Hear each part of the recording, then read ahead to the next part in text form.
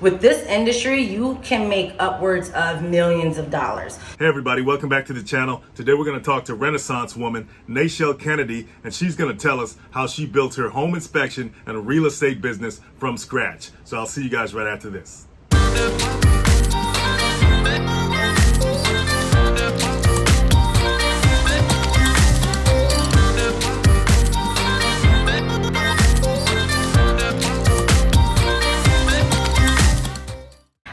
My name's NeChelle Kennedy with Kennedy Home Inspections, and today we have a special treat. I am actually out at a property. We're going to inspect it today. Today we are doing a draw inspection. So that is for banks whenever you're doing an investment property and you want to pull some money out. And this is their final inspection. So we get to see the property already staged and finished in its state of being sold. And I'm super excited. So just to give a little bit of background about myself, I've been in the industry, the real estate industry, for over 2 decades, ranging from a realtor, an investor assistant. I have been an investor, in addition to doing new construction, and recently, since I've moved out to Los Angeles, I have opened up a home inspection company. So you guys get to tour with me today, and I'm excited to show you all.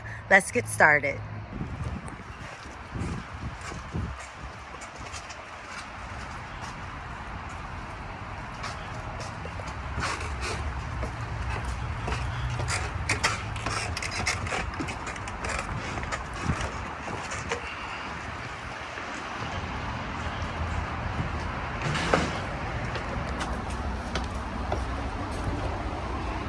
So this is 3181 Cadet Court in Los Angeles, and they will actually be listing it very, very soon. And I think they're going for like 1.7. And in this area, listen, you cannot beat that price for what you're getting. So typically with like draw inspections, if you have financing from a bank to do your investment property, what happens is each stage of the project, when you want to pull money out from the bank, they call us out, a home inspector, to do an inspection to make sure all the work has been completed, and then you're able to pull funds out each stage of the project. So I started with this project in the beginning, honey, when they hadn't even did any of the demolition, and they have come such a long way.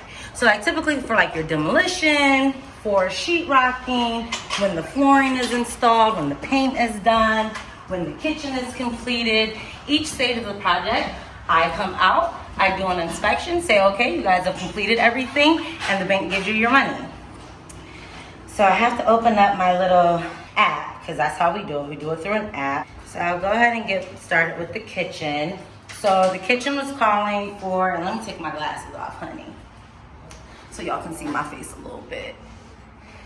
The kitchen was calling just for new shaker cabinets, quartz countertops, but as you can see, they put in brand new appliances, and I love the accents of the gold as the handles.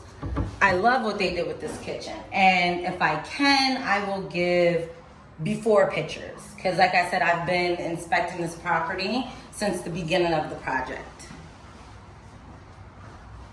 To give a little background about how I got into home inspection, especially as, you know, an African-American woman, let alone being a woman in this industry. So back home in Philadelphia, where I'm from, I actually was a realtor and an investor, and I had a consulting agency for new investors where I would walk them through projects. So my son graduated high school. Yes, black doesn't crack. He graduated from high school and he moved to Florida to go to college. I had like a whole midlife crisis breakdown, and I was like, I want to move somewhere. So I picked up and moved across the country to LA with no family, no friends, no type of foundation. But I was like, I'm gonna make it work. After a year, I wanted to leave. But my son, he's in the entertainment industry, so I was like, when you finish college, this is the perfect place for you to get started with everything. So I'll go ahead, I'll stay out here, I'll create this foundation, and then you can move out here and pursue your dreams. And obviously LA prices for their houses sell a lot more than Philadelphia, so that didn't hurt since I decided to get back into real estate. But anyway, so I started work out here, and Honey, I tried to find a job and it was like the worst thing ever. I was working as a waitress at this little pizza shop, and baby, I didn't last there longer than like 3 weeks. And then I ended up finding a job in my field as a junior project manager for custom new construction in Beverly Hills. So I worked on like a project in Beverly Hills and Bel Air, Malibu, Studio City. One of the properties that I worked on were for the Hiltons, and it was actually behind the Carters. And you know what Carters I'm talking about. So it was really exciting, and I got to see how the houses were built out here. And that particular project was 15,000 square feet with a budget of 12 million. And believe it or not, that was the cheapest project my company had. So that's how I started, but I'm not good working for nobody, honey. I like to say I am unemployable. And so I knew I needed to create something else, but I wasn't comfortable becoming a real estate agent out here just yet. So I would go back home every Christmas to visit family and so forth. And one of my contacts, he was a home inspector, and he was like, why don't you open up a home inspection business? And I was like, oh, you might be on to something, because they make amazing money. So like, for instance, this draw inspection would typically take me about like 20 to 30 minutes, and it's a base price of $100. So like, how can you beat that? And when I'm doing a full inspection, depending on the square footage of the property, if it's anything under 1,400 square feet, I don't come outside for less than $400. And that usually takes me around like 2 to 2.5 hours to complete. So obviously the money is really good. I have some days where I can do 8 inspections and pull in about 12 to 1,300 a day. And then some days are a little bit slower, where I might only have 3 inspections, and depending on if they are draw inspections, full inspections, mold inspections, whatever the case may be, I would say like the least amount that I would make in a day is $300. So let's keep going.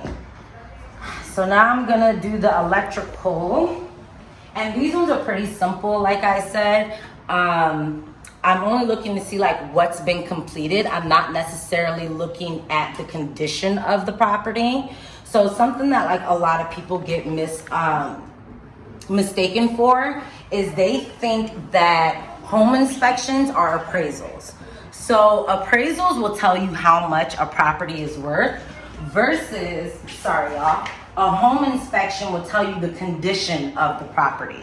Now, particularly with these type of inspections, I only have to say if the work has been done.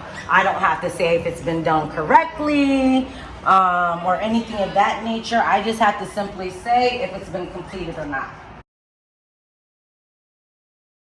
All right, so the electrical is obviously all completed. And one of the good things is that working within this industry, especially doing construction, it makes it a lot easier for me to do draw inspections versus some home inspectors. They are not familiar with the construction process. So sometimes they have a little bit of issues figuring out like what's been completed, what percentage of the things have been completed. So I'm also training my son right now to do inspections. And something I've taught him is like, for instance, if they're calling for all of the electrical and the plumbing work to be done, I always say like once the roughing is completed, and the roughing is basically anything behind the walls. So any electrical wiring, any plumbing, pipes or anything behind the wall is the roughing. That's 50%. And then once they have all their pipes and everything installed, they have their switch plates and everything, and I can actually turn on the water and the electricity is actually working, then that's 100% for everything being completed. For any of you novice investors out there. So right now I am going through and I'm doing all the bathrooms, and as you can see, they did a spectacular job. And this particular property has been staged, which is a big thing out here in Los Angeles. I can say back in Philadelphia, 9 times out of 10, we didn't really have to get the property staged, but especially out here with the properties going for such a high price point, it's best to get your property staged. And I'll throw in a little plug. So I'm also an agent with Compass Real Estate.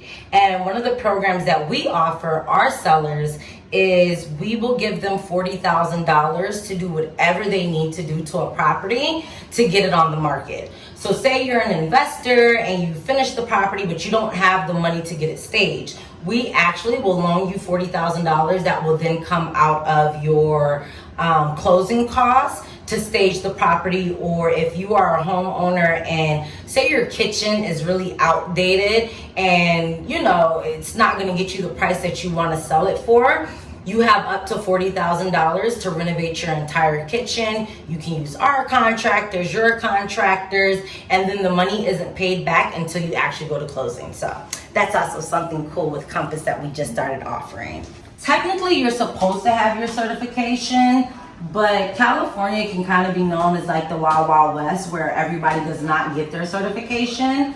I did. I am certified nationally, and I am certified locally through CREA, and I am also certified through Internashi.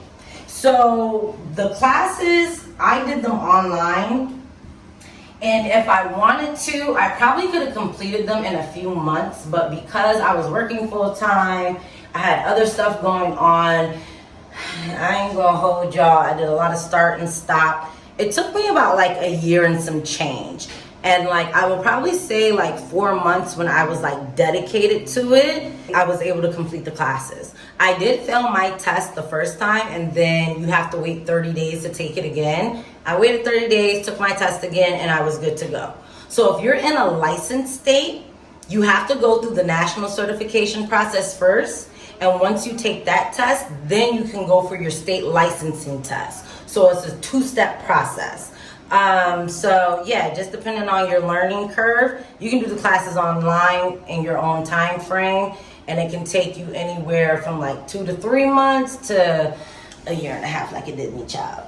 A good question is, what could prevent you from becoming a certified home inspector? So like I always tell individuals, when it comes to being a contractor in any type of trade, as far as being an electrician, a plumber, a home inspector, a real estate agent, there are no qualifications. You don't have to have a high school diploma. You don't have to have a college degree. You can have a record a mile long, and you can still get your certification. So that's something that I usually try to push a lot of young people who aren't interested in going to college, or who may have had some difficulties in their personal lives in their past and have a record. I let them know that if you want to make exceptional money, because we're talking about, you see, I'm at a starting range of no less than $100 an hour. You have plumbers, electricians, tradesmen, the carpenters that do like the flooring, the sheetrock, and so forth. They're not starting off less than like $25 to $30 an hour just to start in most apprenticeship programs. With this industry, you can make upwards of millions of dollars. So there are other avenues that you can get into real estate and make extremely good, consistent money with a record, with no formal education as far as high school diplomas. You're gonna have to get your certification and go through some type of trade school, but this is the one industry that it takes any and takes all, regardless of your background. So I'm doing the HBAC portion right now. So typically what I will do is I will take a picture of the thermostat, and this is obviously installed when the system is fully installed. I will take pictures of the vents. I will take a picture of the air handler, and 9 times out of 10, the air handler is either in a closet like this, or most times it's in the attic. And then we can go outside really quickly, and I'll show you the compressor. So I'm gonna take one more picture. Okay, y'all, sorry, that's my money. Money has just come through. Give me 1 second. So I particularly work through a company that is kind of like the Uber for home inspectors. So I just got like notifications, they come in randomly for 2 inspections. So y'all gotta give me 1 second so I can schedule these, because you know, time is money. And if you don't respond within a certain amount of time, you'll lose out on the opportunity. So as you can see, they have kind of an active site right now because they are finishing up, making their last touches. So then this is the final part of an HVAC system, which is called the compressor. Now this particular one looks a little bit different because it is a split system. So typically I consider the HVAC to go in 4 parts. Once you have the air handler in, the ducting work in, the compressor installed, and all of the venting, I will go ahead and mark you off as 100%. So I'm gonna get a picture of this real quick.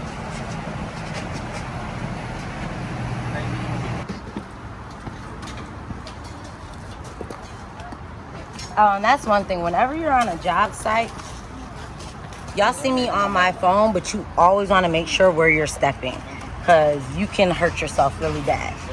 So like right now I'm doing the roofing system to make sure that there's a new roof.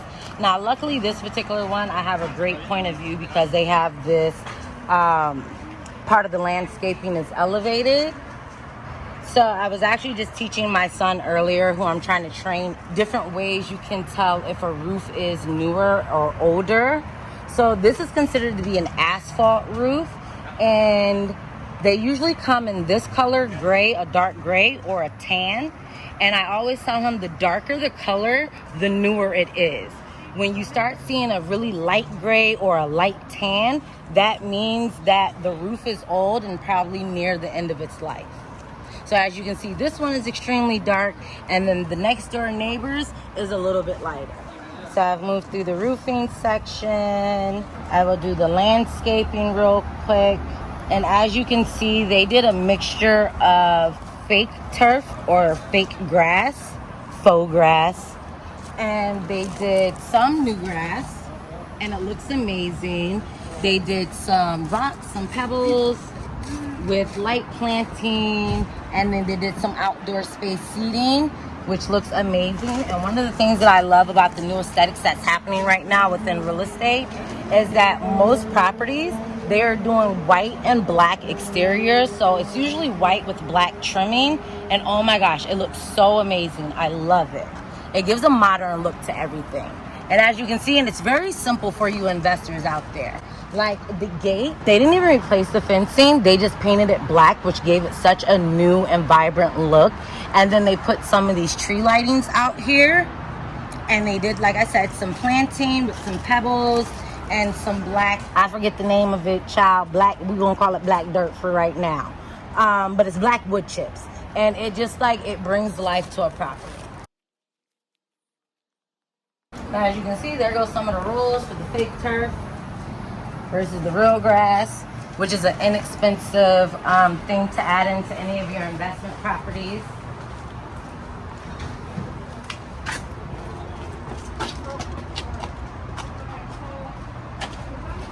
That's the owner of the property. Yes, another woman. So right now I'm just doing the appliances. They have appliances installed. What brand are these? So Wolf is a very popular brand. This one looks like Forno. And something that I love that people are doing with the appliances right now are some of the appliances actually come in like white, and then you can have the trimmings in like rose gold or gold. They look so amazing. But yeah, right now I'm just saying that they have all of their appliances installed. And as I stated before, this project is at the end of its renovations. So we got to kind of see like the finished product. The most expensive house that I've inspected, I don't know how much it was worth. I know it was worth 10 million plus, and it was only 3,000 square feet. And it was actually a landlord-tenant dispute. So it was a doctor living in the property, and the owner of the property just didn't want to fix anything. And this lady was spending, I think she was spending $25,000 a month in rent. And the only reason why she was spending that much was because her house actually had burned down. So she needed a rental while her house was being rebuilt. And the owner just didn't want to take care of anything. And for that inspection, I actually got paid $1,500, and I should have charged more.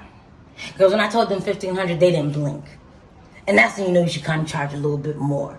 And it might have been a little bit more than 3,000 square feet. But But like I said, I know at bare minimum, and it was in Beverly Hills, I know at bare minimum the house was worth at least $10 million. So obviously being, I'm gonna just say black, I'm not gonna do the African American thing. Obviously being black in America, it comes with some of its own challenges. And I had actually did an inspection in like a very nice neighborhood. It was first thing in the morning. And 9 times out of 10 when I do inspections, the homeowners aren't home. So sometimes you'll see me like walking around the property looking for the lockbox for where the keys are at, and they usually have them in hidden places. And so it is like, this was an early morning one. It had to be like 7:30, 8 o'clock in the morning. And I'm one of those people that like, I don't do confrontation till afternoon. Anything that's before noon, it's too early to be that angry. You just woke up. So I was doing the inspection and I had double parked because in California, I was up in the hills. And up in the hills, you usually have like very narrow, tight streets. And there's usually like enough space to like park and squeeze your car through. So I had parked in front of a fire hydrant because it was the only place to park. And baby, the next door neighbor came out and he had a fit. He was upset. So I actually had to call the police while I was at that inspection. And it's so funny. So I don't like parking my car in the driveways of any place that I'm inspecting. But like I said, to just kind of like calm him down, I did end up moving my car and putting it in the garage of the property that I was doing. How about the cops came and guess where they parked, y'all? They parked in the spot that I was parked at the fire hydrant because it was the only place to stop your car without being in the middle of the road. And they actually had to sit there for me to finish my inspection so that he would leave me alone. Crazy stuff. I need y'all to get it together. And that honestly isn't the only time that has ever happened to me. But that was probably, sorry y'all, more money's coming through. Give me 1 second. So TJ, I just want you to know we just missed out on 100 plus 1, hold on, so 100, 140, so that's 240, 80, 320. We just missed out on $320 because I'm going to be out of town this week and I am trying to pursue my son to get his home inspection certification so that he can kind of pick up the inspections that I'm not able to do. But literally, y'all just watched, I've been in here for like 20 minutes and I've gotten 3 inspection requests that total $320 that I can't do because I'll be out of town. All right, so now I'm just doing like the sheetrock. And typically at the end of the project, I'll try to get pictures of each aspect of the house so that the bank can see the final project because obviously they don't come out to all of the properties. And they did an amazing job with the staging. Like, this is so cute. And it's so simple. Okay, so that was demo, finished carpentry, replace all doors and trims. So I'll just take pictures of like all the doors. And the trim is the wood that covers the connection of the wall and the flooring so that you don't see that. So that's the trim. So like one of the only things of this house that I told the owner I wish they had done was barn doors for the closets.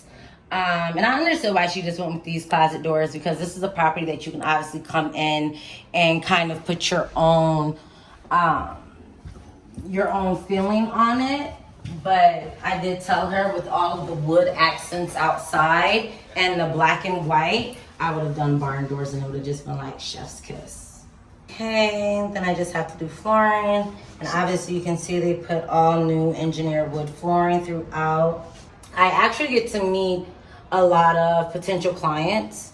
Obviously, like when I'm doing these type of inspections for investors, and that's my niche market is investment real estate. And if you're interested, I do have a book that I wrote called The 16 Keys to Successful Real Estate Investment, available on Amazon if you want to purchase it. So it helps me meet different investors. Now, some of them, like these particular investors, they actually have their real estate licensing so that it can kind of cut down on some of their operational costs. But there are moments where I do meet investors that don't have any representation. Another way that it has helped my business is that I know the ins and out of a house. Like I know how it operates. I know how, like the electrical, the plumbing, the HVAC system. Like, so when I am walking in to sell somebody's house or to help them purchase a house, now, I can't double dip, and it's just me. I think it's unethical. I would never do a home inspection for a client that I'm representing as a realtor. However, I can still give the information that I know, the knowledge that I have. So if I already know, like, hey, if we want to sell this place for $2 million right now, you got issues with this HVAC, you need to update it, and then we will be able to reach that price. It helps me in that aspect. So clients obviously love kind of a one-stop shop, which your girl is.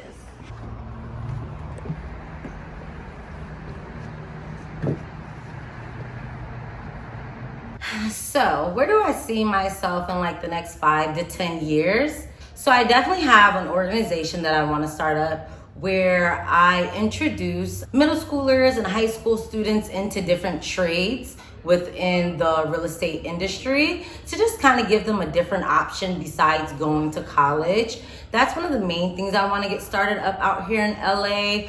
As far as my business goes with home inspection, I would love to have at least like 2 home inspectors employed with my company so that I'm not necessarily out doing the inspections every day. I would love to be a full-time realtor again. Like I said, I'm just starting my career out here in LA as a real estate agent, whereas I was doing that for like the past 10 years in Pennsylvania. So I would love to be a full-time realtor out here in LA. And yeah, I see myself being one of the top realtors out here in LA. I definitely am coming to compete. So that's where I see myself. I see Kismet Kennedy Home Inspections expanding, hiring on some employees. I see me opening up a program within the different schools to help kids get signed on to different trades and to get enrolled in different trade schools. And yeah, hopefully my son will have a Grammy by then and be buying me a house. So thank you so much for coming out with me today on this inspection to see this amazing property.